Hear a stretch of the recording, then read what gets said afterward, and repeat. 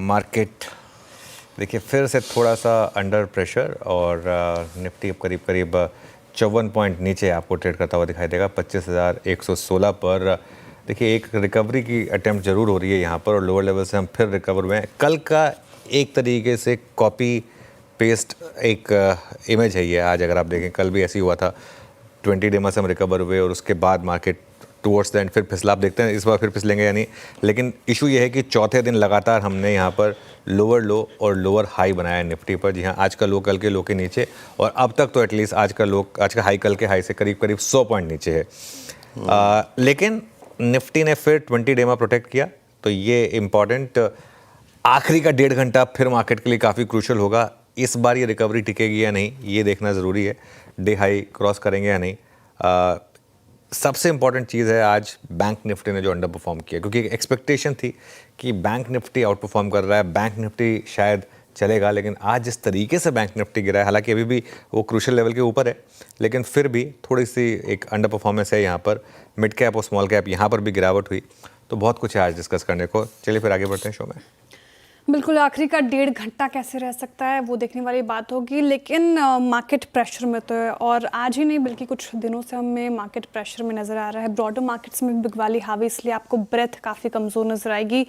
PSU bank index चले हैं सुबह से। एफएमसीजी में लेटर हाफ रिकवरी देखने को मिली है, तो एफएमसीजी पैक भी कंट्रीब्यूट कर रहा है फिलहाल थोड़ी बहुत संभालने की कोशिश में। लेकिन सवाल अहम ये कि मार्केट कुछ दिनों से तो कमज़ोर हुआ है, कौन से जोन इंपॉर्टेंट है, कौन सा लेवल्स अब वॉच करना चाहिए, बड़ा ट्रेंड अभी भी क्या नज़र आ रहा है आपको। साथ ही बैंक निफ्टी में भी जिस तरीके से आज परफॉर्मेंस देखने को मिली है, बैंक निफ्टी में भी लेवल्स कौन से इंपॉर्टेंट है, क्या करना चाहिए।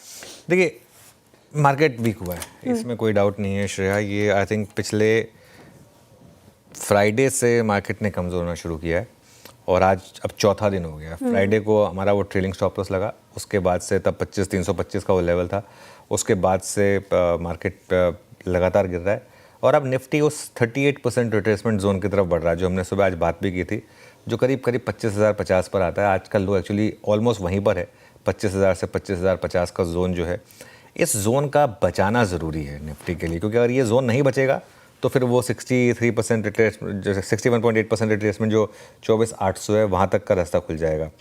इंट्राडे में श्रेया मुझे अभी भी लग रहा है कि आपको दोनों तरफ की ट्रेड्स मिल रही हैं। आज भी मार्केट ने आपको एक लॉन्ग और एक शॉर्ट ट्रेड दी है।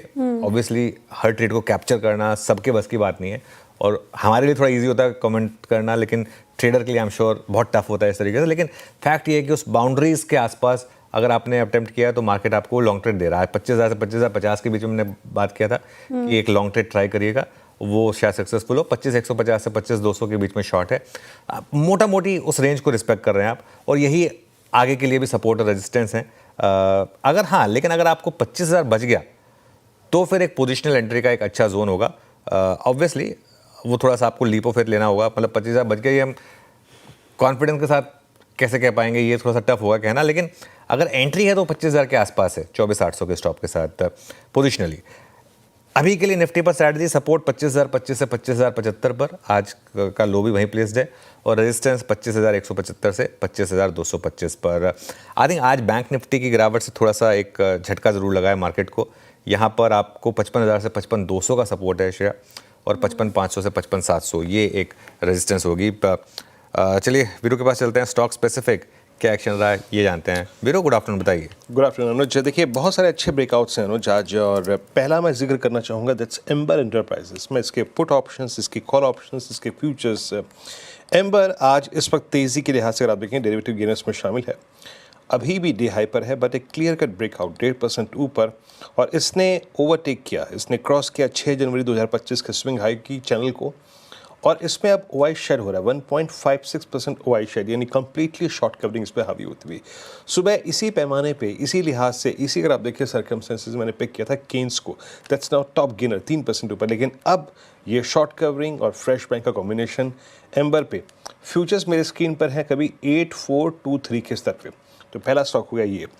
दूसरा एलएनटी, हालांकि देखिए इसकी जो तेज़ी है उसके पीछे बड़ा कारण ये भी है कि आज इसका जो बीएल के साथ पैक्ट हुआ था वो एक बड़ा कारण है, बट अभी भी मेरे ख्याल से ये पोटेंशियल रखता है। अभी करीब 37 रुपये ऊपर है, बट यहाँ पर अब जो ऊपर की स्ट्राइक्स हैं क्लोजर टू एक्सपायरी, उनमें थोड़ी अनवाइंडिंग शुरू हो गई है, जहाँ पे कॉल राइटर्स बैठे थे और अब एल&टी 28 मई 2025 के बाद की हाईएस्ट ट्रैजेक्टरी पे, या फिर कह लीजिएगा दिसंबर 2024 यानी मोटा मोटी CY25 के सबसे हाईएस्ट क्लस्टर पे अभी तक कोई पार्टिसिपेशन नहीं है इस स्टॉक का इस पूरी तेज़ी में, बट एक क्लियरली बड़ी रेंज का ब्रेकआउट और एक classical inverted head and shoulders 3% का OI बिल्डअप ऐसा पिछले काफ़ी समय से नहीं हुआ। तो एक एल&टी OI और न्यूज़ फ्लो के संदर्भ में इंप्रेस कर रहा है। और एक FMCG बास्केट जहां पर आज काफ़ी स्ट्रॉन्ग मूव है, उसमें एक टाटा कंज्यूमर 1.25% ऊपर 1146 लेट पार्टिसिपेट किया, लेकिन अच्छा है। क्लासिकल राउंडिंग बॉटम 1146 पर ट्रेड करता हुआ, यहाँ पे ओपन इंटरेस्ट करीब करीब 1 लाख से जुड़े हैं, बट प्लेसमेंट इसका अच्छा लग रहा है।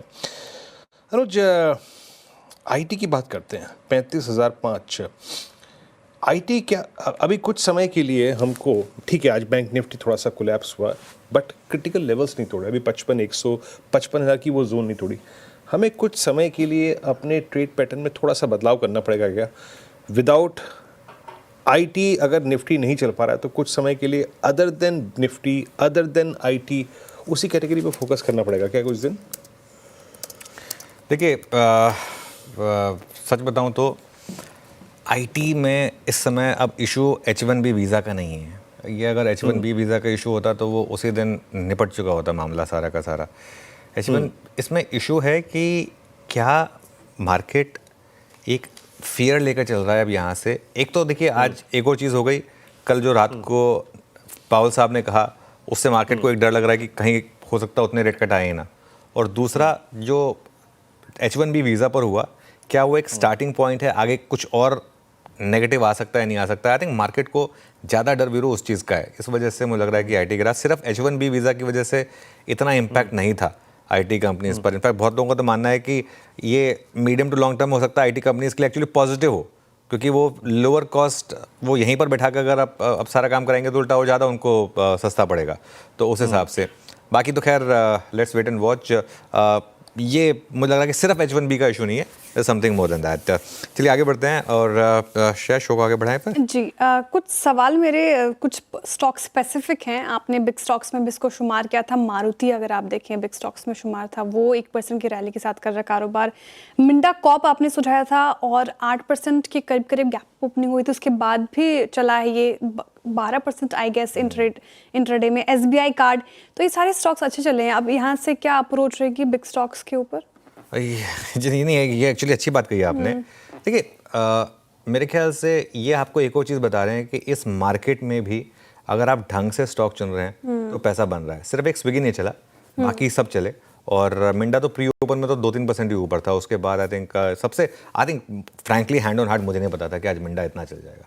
चलेगा ये पता था, लेकिन 12% दौड़ जाएगा, इस वॉल्यूम के साथ दौड़ेगा। 2 करोड़ शेयर, मुझे याद नहीं लास्ट टाइम इस स्टॉक में कब 2 करोड़ शेयर का वॉल्यूम हुआ है, मतलब 1200 करोड़ का वॉल्यूम हो गया है यहाँ पर। SBI कार्ड ईजी था, क्योंकि SBI कार्ड बता रहा था आपको चीख के वैसे भी स्ट्रॉन्ग स्टॉक है, और उसमें दिख रहा था कि ये इस तरीके का मूव आएगा SBI कार्ड में।